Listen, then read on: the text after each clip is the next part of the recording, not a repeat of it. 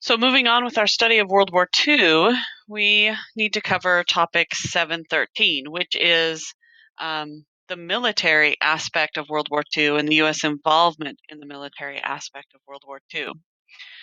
So, for this topic, as you can see on the screen, the learning objective is for you to be able to explain the causes and effects of the victory of the United States and its allies over the Axis powers. So you're looking at causation. So events that happened, what effects occur because of that. As we look through this, the main historical developments that you want to be aware of as you're learning for this analysis and causation, there are three of them. So the first one is that during this war, the average American, so American people, view this war as a fight for the survival of freedom and democracy against fascist and militarist ideologies. So they see this as not only a military war, but an ideological war. And this perspective will be reinforced as they learn, as the American people learn about things like Japanese wartime atrocities. So the Japanese treatment of prisoners of war, for example, and as they learn about things like Nazi concentration camps and the Holocaust. So this war is going to be viewed largely by the American public as a war for the survival of freedom and democracy. Okay, the second historical development is one that is familiar. And we kind of covered it in the previous video on topic 712. And so this historical development is that military service provided opportunities for women and minorities to improve their socioeconomic positions for the war's duration. And that there were also debates over racial segregation. So we won't be covering this historical development as much as I talk about the military aspects of the war, because we've discussed this in the previous video on topic 712, but I will try to make a few comments to remind. The third historical development is that the United States and its allies achieved military victory through Allied cooperation. So we're going to see the Allied nations cooperating militarily, and technological and scientific advances. The contributions of servicemen and women and campaigns such as the Pacific Island hopping, so we'll be defining that, and the D-Day invasion in Europe. The use of atomic bombs hastened the end of the war and sparked debates about the morality of using atomic weapons. So this is actually quite a big historical development. So we'll review it at the end of the video again as we go through the specific events. But these are our three main ideas. And remember, as you listen to this, you're trying to engage in the skill of causation. So you're explaining causes and effects of the victory of the United States and its allies over the Axis powers. So let's take a look at what happens. The United States declares war and joined the war in December of 1941, right? That's the Pearl Harbor attack. So as we look at the war, we're going to be looking at there are three World War II battlefronts. We've already discussed the home front, but we'll be breaking this into the European theater, so the fighting in Europe, and also the fighting in the Pacific theater. And then remember that the home front is just as important, in fact, the most important part of this war, because the United States economy and manufacturing was the main supplier of goods and supplies during this war for all of the Allied nations, not just the United States. Okay, so as the United States entered this war, the US adopted a Germany first policy. So even though it was the actions of the Japanese in attacking Pearl Harbor, the US government believes that the ideologies and the actions of Nazi Germany under the direction of Hitler presents the greater threat. Um, and in part, this is because in June of 1941, Germany had invaded the Soviet Union, or the USSR. So at the time when the United States joined the war in December of 1941, we have the allies down here in the bottom left corner of Britain, France, Soviet Union, and the United States versus the Axis nations of Germany, Italy, and Japan. Okay, this map on the screen shows us that in 1942, 1942 is the height of German advance during this war. It shows us exactly how much territory in Europe Germany is controlling. And so the only one of the Allies, well, we have the Soviet Union once Germany attacks the Soviet Union, so we have this Eastern Front. And then on the Western front, the only one of the Allies really unoccupied is the United Kingdom. So if Germany were able somehow to mount a sea to land invasion into the United Kingdom and take control of Britain, then this war in Europe is virtually won by Germany or by the Axis powers. And so the United States adopted a Germany first policy, even though it was Japan that had attacked the United States. So we're going to look through the European theater and walk through the major events of this war militarily. And then we'll go back and we'll walk through the events in the Pacific theater or the US war against Japan. But this map here in 1942 really shows the highest tide of the German advance here. So in 1942, there's two events that lead to the halting of the German advance. So probably the most significant doesn't have anything to do with the United States at all, and it is the Soviet victory in something called the Battle of Stalingrad. And Stalingrad is a city in the Soviet Union. It was occupied or attacked and under siege by German forces, and Soviet forces, fought them off. And there's an excellent movie, if you like wartime movies, on this event, on the Battle of Stalingrad, called Enemy at the Gates. So if you have some time, which I know you all do right now, this would be a great one to watch if you like World War II films.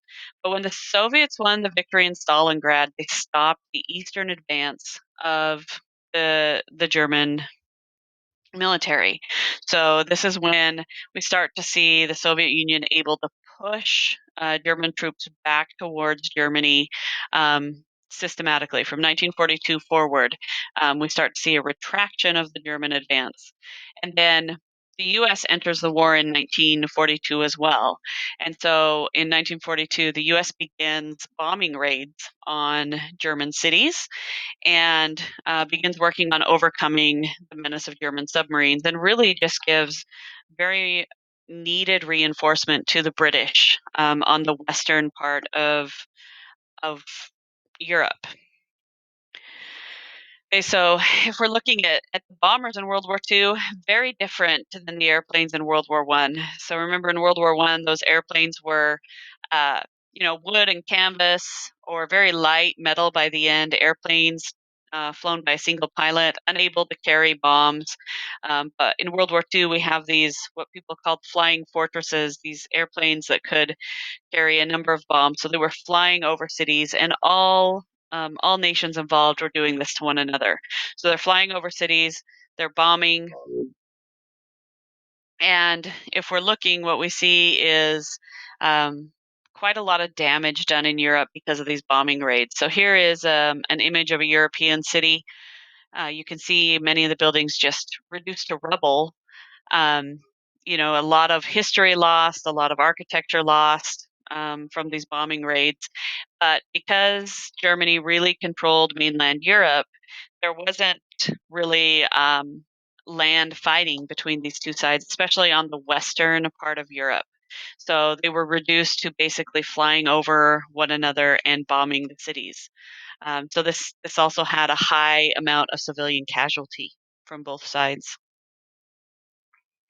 Okay, the as the U.S. entered this war, the Allies had to decide what's the best way to try to make inroads into Europe. Right? They need to figure out how are we going to invade Europe.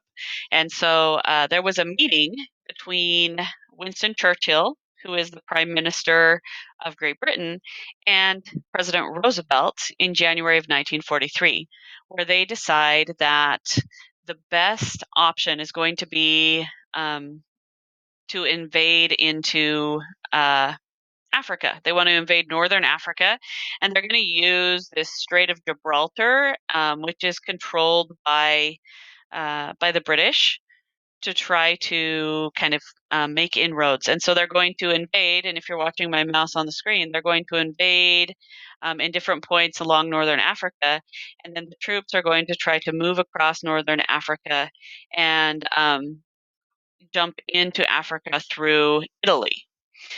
So this is early part of the war. So the Casablanca Conference is January 1943. That's where they make the decision to do this. By May of 1943, Germany's been driven out of North Africa. So Allied troops have a base, so to speak, in Northern Africa at that point. Okay, from Northern Africa, the plan is to move and take control of the island of Sicily, and then Allied troops are going to work their way up the Italian peninsula and try to gain access to Europe from the Italian peninsula. So if we're looking at my bullet points here, in the summer of 1943, the Allies are able to successfully take control of Sicily. And then by September of 1943, the Allies have invaded the Italian peninsula, but right, so Italy falls as far as the Axis powers are concerned. Italy is occupied. The Italian government falls. Much of Italy is liberated or freed, I guess we would say. But Germany is able to hold on to northern Italy until the final surrender in May of 1945. So by September of 1943, what we're looking at in Europe is that Germany is the nation fighting for the Axis powers. Italy is done. And then in the Pacific, as we go look at that war, Japan is fighting against U.S. troops in the Southeast Pacific.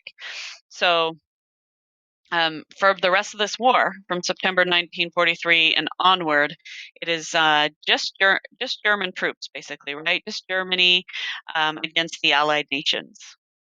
Okay, so this by by September 1943, Allies have kind of hit a roadblock because they found that they cannot gain access to Europe from the Italian peninsula.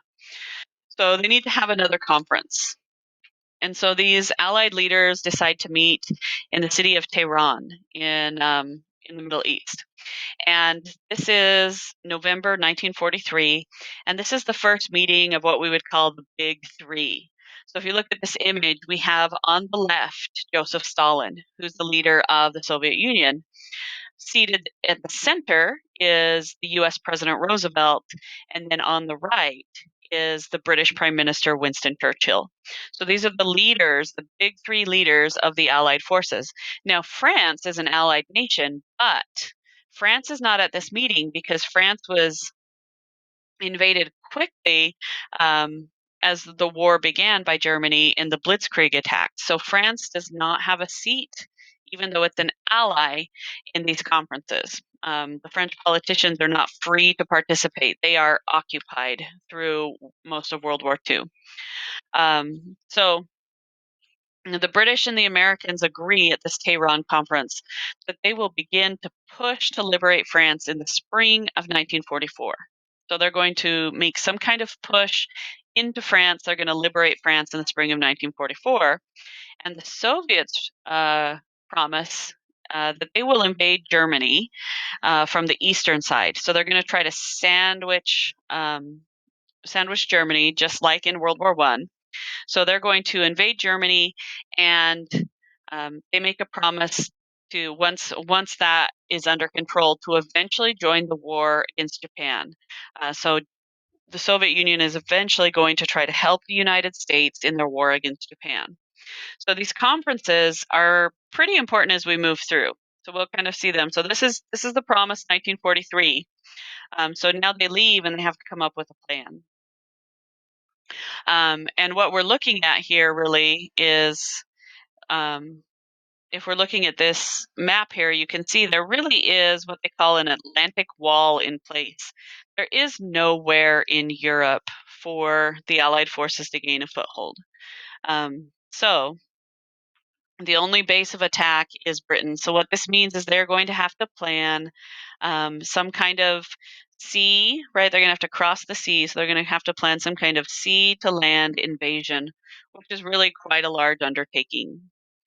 The person in charge of the sea to land invasion is an American general, Dwight D. Eisenhower. So he's pictured here, and he was named in 1943 as the Supreme Allied Commander. So he's an American general, and he is the Supreme Commander or the final decision maker on military strategy for all of the Allied forces.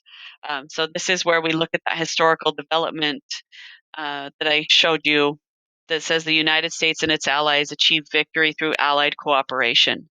So they're meeting in these conferences. Eisenhower is the supreme allied commander, and he is telling the other nations what needs to be happening. They're planning it together. So this is a major position.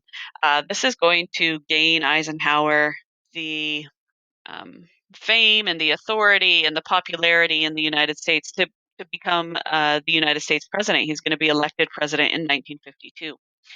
But what he is planning in World War II in the spring of 1944 is an operation called D-Day. And we've seen a lot of movies on this. Probably the most famous movie that portrays D-Day is Saving Private Ryan. But we have right here for D-Day, it was named Operation Overlord, and it was really very carefully planned. It had to be planned with the tides, so there was only a couple of days per month where it would have been possible to pull this off. So it was planned for June 6th of 1944, and so leading up to this June 6th, 1944 um, action, there was all kinds of resources moved into the United Nations, or sorry, into the United Kingdom, and they're getting ready to attack. So over 4,000 warships are involved, 11,000 planes, 176,000 troops, and 4,000 invasion crafts. And the idea, if you're looking at this map, is this is the northern coast of France.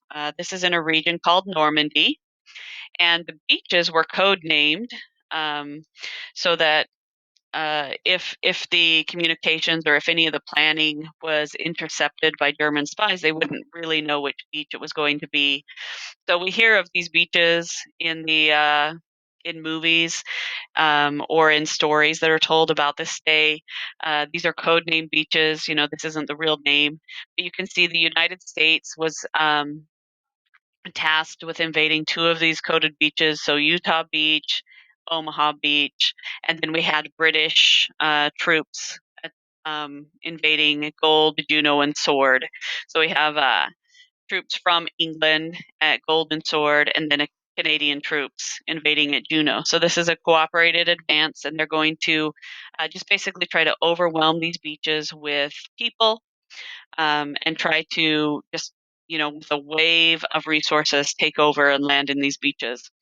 So if you've watched Saving Private Ryan, or if you've seen pictures of this before, this is a common or familiar picture we've seen. This is a picture of troops traveling to their beach. They're in an amphibious assault vehicle or an amphibious vehicle. So this is a boat holding these troops, and then as it moves to the beach, there are wheels on the bottom of the beach, and it will start to drive up the beach before this gate right here will swing down and these troops will run out onto the beach.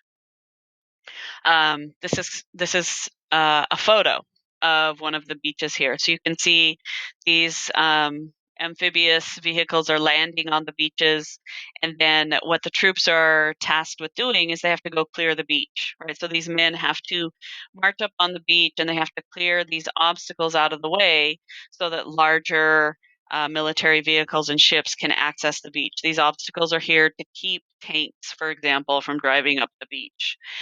So these men are out here and exposed, and then up on the bluffs were German troops. and they're firing down on these men as they run up the beach. Scale of this is just absolutely massive. So this is a photograph of D-Day in progress. So we can see, you can just see the number of troops and the number of ships that are attacking this beach. And then as they're successful, it begins to look more orderly. So you can see here, the Allies are winning this beach, but you can still see explosions and smoke in the background. And then, by the time they're successful, it's much more orderly, and this becomes the point that the Allies can begin moving men and resources into Europe so that they can begin an advance into Germany. So the campaign from June of 1944, um, the idea or the plan is for the British troops to continue eastward into Germany. So you can see these red arrows that I'm pointing to. They're continuing into Germany, and then the US troops are going to take a more southerly route. They're liberating Paris, and then they're moving into Germany. And this process, once the invasion was complete in June of 1944, um, the victory of Europe occurs in early May of 1945. So it takes about 11 months once these troops have landed for them to continue onward and to gain control of Western Europe. So, let me go back to this one. As this happens, as these troops continue their advancement eastward, Germany makes some last major attempts to halt their advance, and this happens really on the border of France and Germany. So around Christmas time, there is some pretty major fighting where Germany puts the last of their resources towards stopping this Allied advance. The Allies are able to win. That's called the Battle of the Bulge. The Allies are able to win the Battle of the Bulge in the winter of 1944-1945. And then it's basically a kind of race who can get into Berlin the fastest at that point. So by February of 1945, it's clear that, they don't know when exactly, but it's clear that the Allies are going to be able to gain control of Germany and occupy Germany. So they meet for another conference. They meet in the Yalta Conference, and Yalta is a city in the Soviet Union, a southern city. So they meet, and we can see the big three again. Churchill this time on the left, Roosevelt in the center, and then Stalin on the right. Now, this is the last conference that Roosevelt is going to attend. Franklin Roosevelt dies in April of 1945, so he doesn't live even to see the ending of World War II. But these three Allied leaders come into the Yalta Conference, and they they're discussing how Europe is going to be organized post-war. So they're discussing which regions or which areas are the three countries here going to occupy. They decide that there's going to be free elections in the liberating countries in Eastern Europe. So the Soviet troops are controlling the territory in Eastern Europe, but they agree to have free and democratic elections. This becomes an issue after the war because the Soviet Union doesn't completely follow through with that idea. The Soviet Unions also promise that they're going to enter the war in Japan, and they set a date. They say we're going to do this on August 8th of 1945. So the United States has a date for when the Soviets are going to enter. And then they decide also that there's going to be a United Nations established or formed in a peace conference after the war. And they're going to hold this United Nations meeting in San Francisco. So this was, of the conferences that they attend, this is the most historically significant of the conferences. There will be one more, but Roosevelt will not attend because Roosevelt dies in April of 1945. Okay, so the end of the war in Europe occurs on May 8th. May 8th is the day that Soviet and US troops enter Berlin. And what they find when they enter Berlin is that Hitler and those close to him had committed suicide. they take control of the city of Berlin, the capital city of Berlin, and then they announce to the world, right? There's an announcement of Victory in Europe Day. That's what VE stands for. So it's May 8th of 1945, and this is about a month after Roosevelt has died at this point. And in the United States, in places like New York City, that is pictured here, the cities erupt in massive celebration. You know, this war is over in Europe. There's been victory. This picture, there's actually been some controversy. It's a very famous photograph, but there's been some controversy about this picture in recent years. The woman here who's grabbed, she's made some public statements saying that this was not something that she really consented to. This soldier just grabbed her and kissed her, and there was a reporter who happened to catch a photograph of it. So it's become a symbol of victory, and it looks like they're celebrating. But this woman says that is not the case. She did not want this kiss. And it's really interesting that that's coming out because it's such an iconic US photo. But her statements on it have come out as the Me Too movement of the last couple of years have occurred, where she says this was not the celebratory photo that we all think it was. Okay, so Europe is taken care of, but there's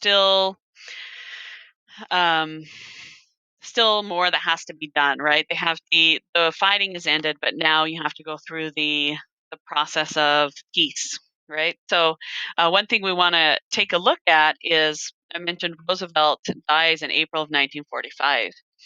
In the 1944 election, Roosevelt chooses to run for a fourth term, and this is very unprecedented, right? No president has served this many terms. So Roosevelt decides to run for a fourth term. The American people elect him because we're in the middle of war and they don't want a change of leadership during the war.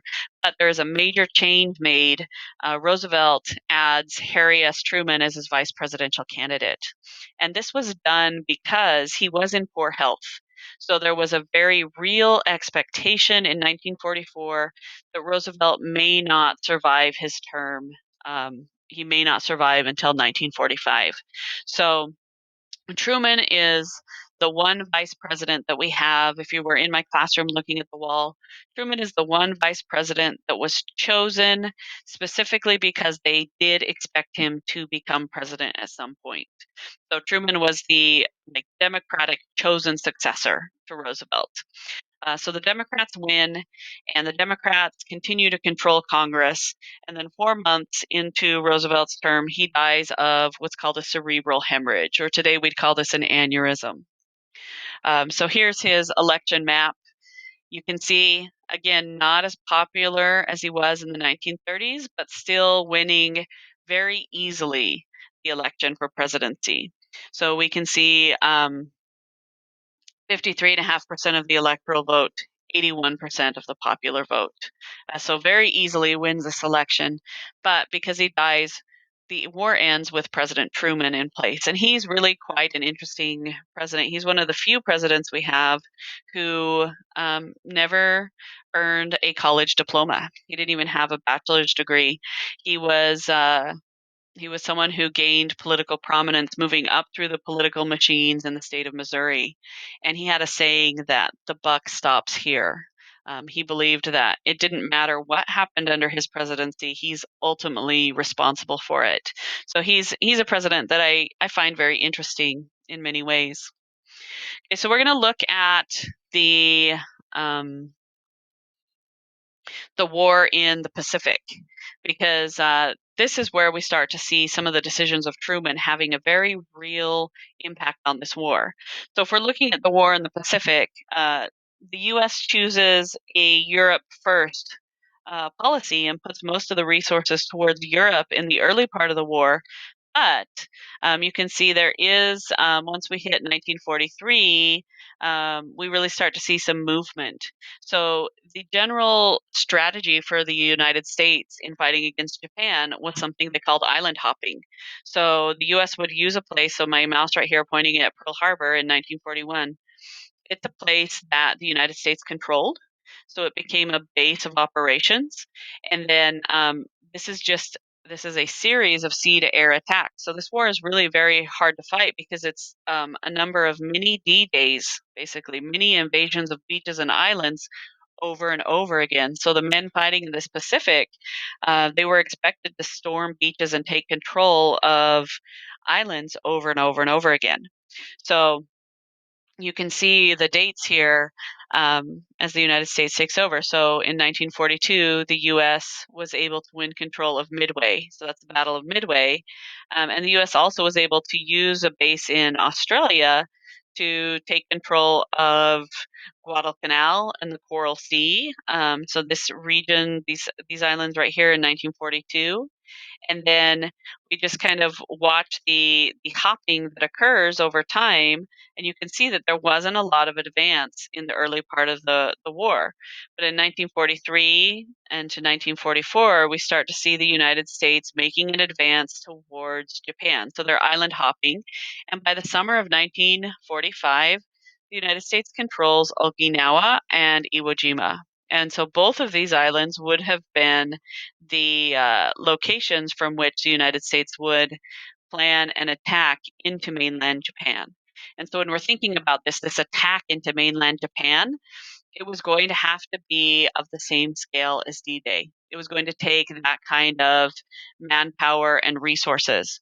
If we're looking here at the Soviet Union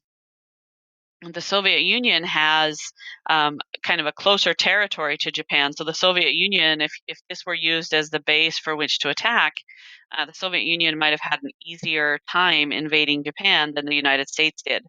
Um, but there's some tension between the United States and the Soviet Union. So both sides are kind of reluctant to get too involved with each other in this. Okay, at home in the United States, there's a major project being planned called the Manhattan Project.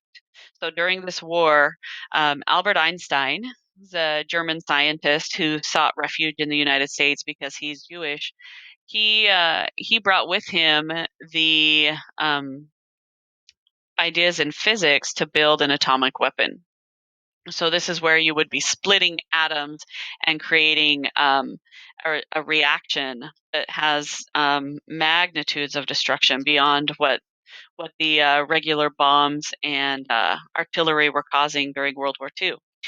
This Manhattan Project was oversaw by a scientist, an American scientist, J.R. Oppenheimer, and it was top secret. So this was a project that's occurring all over the United States. So like the nuclear reactor and site in Hanford, Washington, is part of the Manhattan Project. There was planning in New Mexico and California and Utah, all over the United States, and in no one single place were the total plans for this bomb put together until the very end. This Manhattan Project, it was so top secret that President Truman didn't even know about this project until after FDR's death. So he's vice president. He doesn't even know that the United States is building this weapon of mass destruction until after he becomes president. So he's informed as he becomes president. Um, and so if we're thinking back to the island hopping, by the summer of 1945, the United States is at the point where it has to basically either invade mainland Japan, or if the bomb can be successful, they might be able to use this. So there's a meeting in July in Potsdam, Germany, and this lasts um, 2 weeks. So if you're looking at this meeting here, there's some important things to note in this photograph. This is the meeting of Potsdam. So we have Churchill on the left, and then seated close to him is Harry Truman, right? You can see their elbows are even touching. And then there's quite a bit of space between Truman and Stalin. Now, Roosevelt and Stalin were able to get along pretty well. Roosevelt was able to kind of like go easy, I guess, with Stalin. They were able to get along with each other, and there wasn't a lot of tension necessarily, or Roosevelt could diffuse the tension when it came up. Truman, on the other hand, didn't get along well with Stalin. So this picture shows us the fact that these two men did not like each other, right? They moved their chairs apart in this image because they don't like one another. So there's some tension here that is emerging, and this is going to become the Cold War in the United States and Soviet Union. So through the last half of the 20th century, the United States and Soviet Union are like they're the bitterest of enemies. Okay, the other thing that's interesting about this photograph is that during this conference, Winston Churchill loses an election and he is replaced as the Prime Minister of Britain. So, in the middle of this conference, we have this photo here of these big three at Potsdam, but Roosevelt's been replaced. And then in the middle of this conference, the new Prime Minister, Clement Attlee, is going to replace Churchill. So, this really is the ending of this cooperation of World War II of the Allies. So at the Potsdam Conference, what these men are deciding is what's going to be the fate of post war Europe and how are they going to defeat Japan. So in the middle of the conference on July 16th, 1945, Truman receives a message. This message he receives is that the Trinity test in Alamogordo, New Mexico has succeeded. Now, the Trinity test is the first successful testing of the atomic weapon. He also receives word that there are two more bombs that have been produced, and there are others under manufacture. So the United States has two atomic bombs at its disposal in July of 1916. And when Truman informs the other world leaders of this, Stalin doesn't seem surprised. Okay, part of the reason Stalin doesn't seem surprised is because Stalin has spies in the United States who are already aware of this Manhattan Project and what they are building. Okay, so on July 26th, the Allies issue a warning to Japan. They tell Japan surrender or face prompt and utter destruction.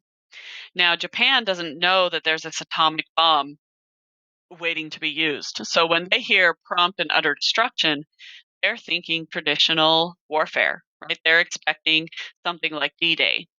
Um, so what nobody really understands at this point is exactly how much these atomic weapons are going to change geopolitics. They're going to change the way that countries interact with each other. So, right here, and you've probably seen this picture, this is an image of the Trinity test that was carried out in the desert of New Mexico. And the world is never going to be the same because of these atomic weapons. It's like a Pandora's box has been opened, and they can't go backwards once it's been built. Okay, so these atomic bombs, they end World War II, but they also are the first shots of the Cold War. So this Cold War, when I use the term cold, it means there was not actual fighting. So these are the first shots fired, and it's going to set the stage basically for this ideological struggle through the second half of the 1900s between the communist Soviet Union and capitalistic United States. So President Truman has to decide, like, is he actually going to use these bombs, right? So he relies on advisors, but he made the final decision. He heard from over 70 of the project scientists on the Manhattan Project um, and General Eisenhower. They all advised against using these bombs. They said, don't do it. It's something you can't go backwards from. But Truman ultimately decided to do it, and his decision was based on a number of factors.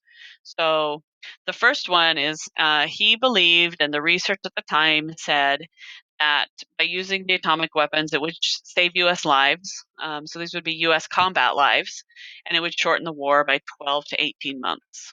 Okay, so a year to a year and a half is what was expected to force Japan into surrender. Okay, another factor was that he believed that, or during the war, what they had observed was that conventional warfare had not forced a Japanese surrender, even though there were very high casualties in all those island hopping battles. Okay, the United States was receiving intelligence that says Japan still had 4 million soldiers ready to fight and die. Um, After the fact, the United States has learned this was not nearly the case. There were many people ready to fight and die, but the soldiers were getting older and older and younger and younger. So Japan was reaching a point where they were beginning to run out of manpower. But the intelligence at the time said 4 million soldiers ready to fight and die. And then the last thing, which I personally think was the most impactful reason for Truman using this atomic bomb, was that the U.S. could gain the upper hand on the Soviet Union in the post-war negotiations. So the Soviet Union was scheduled to enter the war against Japan on August 8th, 1945. And remember, this was a promise that was made at the Yalta Conference. So keep that in your mind. August 8th, 1945. Let's see how this plays out. The last thing that Truman believed was that by using this atomic weapon and demonstrating its destructive powers to the world would prevent its future use, right? So he thought it would be a deterrent in using it. So the decision was made. After the fact, there's a lot of blame passed around. A lot of people questioned the morality of this decision. Truman never questions or apologizes for his decision. He decided to do it. And again, like I said, Truman believed the buck stops here, right? He made the decision, he accepted the consequences. So he may have had personal doubts, or he may have questioned his decisions personally or internally. He never did publicly. Okay, so Japan is um, or the weapons were used. The attacks were completed. The first one on August 6th. There was a bomb codenamed Little Boy. So it's dropped from a B-29 bomber, which was called the Enola Gay. And the way these work is it actually explodes about 2,000 feet above the ground. So explodes 2,000 feet above the city of Hiroshima, and the estimate is that about 100,000 people died instantly. So that atomic reaction moves down from where the explosion was, and the thought is that about 100,000 died instantly. Okay, 3 days later, a second bomb was dropped. It's called Fat Man, and it was dropped on the city of Nagasaki. And again, estimates are that about 100,000 people died instantly from these bombs. And then the longer term result is that the death toll was doubled due to people dying longer term from radiation sickness from being in the vicinity of these bombs. On August 14th, um, it's a day called VJ Day, Victory Japan Day. Japan announces that they will surrender. And then on September 2nd of 1945, Japan signed an unconditional surrender. So there were no conditions put in place. They accepted whatever was going to happen. Because the destruction of these atomic bombs, it was just too much death.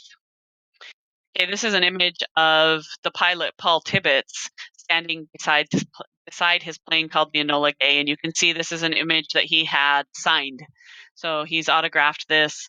Um, he was very famous, actually celebrated as these bombs were dropped. But as people had time to reflect on the damage that was done, some people begin to blame Paul Tibbets and saying that he accepted a mission that was morally wrong, that he should have refused the order on moral grounds. So he's a name or a person who took a lot of flack from many people in the United States for carrying out this mission. Okay, this is what Fat Man looks like, and it was dropped again on Hiroshima. So if we're looking at a map of Japan, Hiroshima is in the southern part of Japan.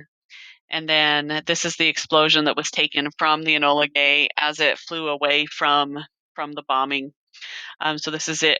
This is the Fat Man bomb exploding in the air, and this is what was left afterwards.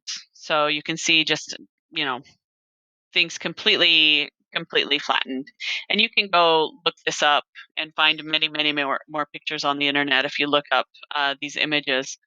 And then Little Boy, we see a little bit different design. They were using different shapes and designs to see if that impacted the destructive force of these weapons. But little boys dropped on Nagasaki, um, and the same kind of destruction. This archway right here was left standing. It is now the site of a park in memorial to the people who were killed from this explosion.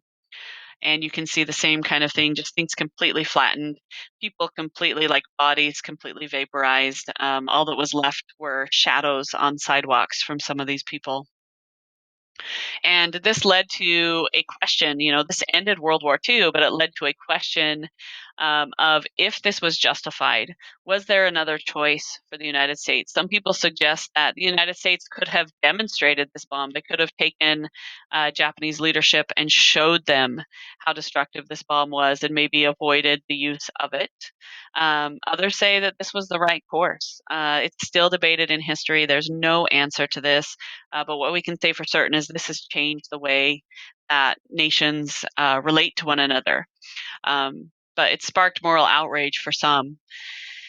So if we're looking at the military developments, just to kind of review real quickly these military developments, I know that was a very brief rundown of World War II, but we remember that the Americans view this war as a fight for the survival of freedom and democracy, and as the war ended, that's reinforced.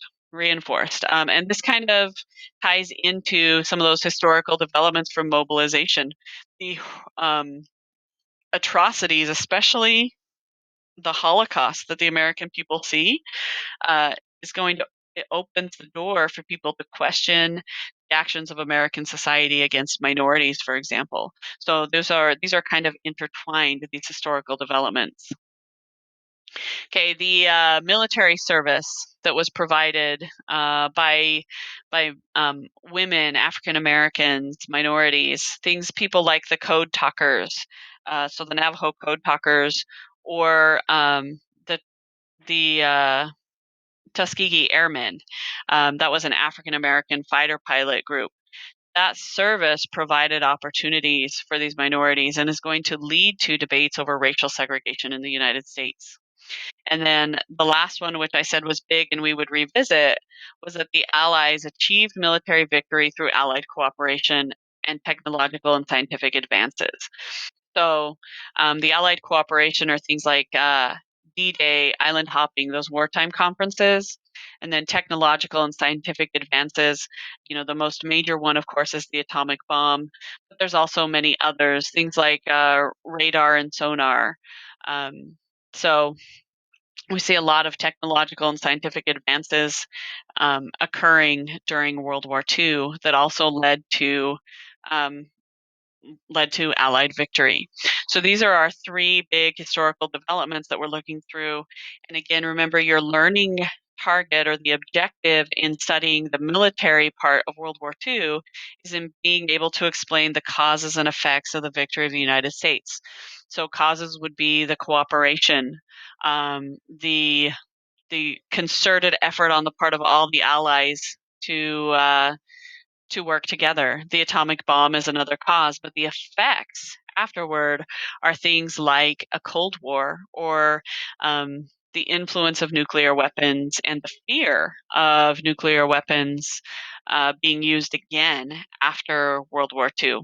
So um, the next video we're going to look at, and this will be our last World War II video, and it is pretty short, is the topic of post-war diplomacy. So I'll put that last video up, and you have all your videos on World War II once I do that one. So if you have any questions, send me a message. Let me know what kind of questions you have, and hopefully this is helping you learn World War II.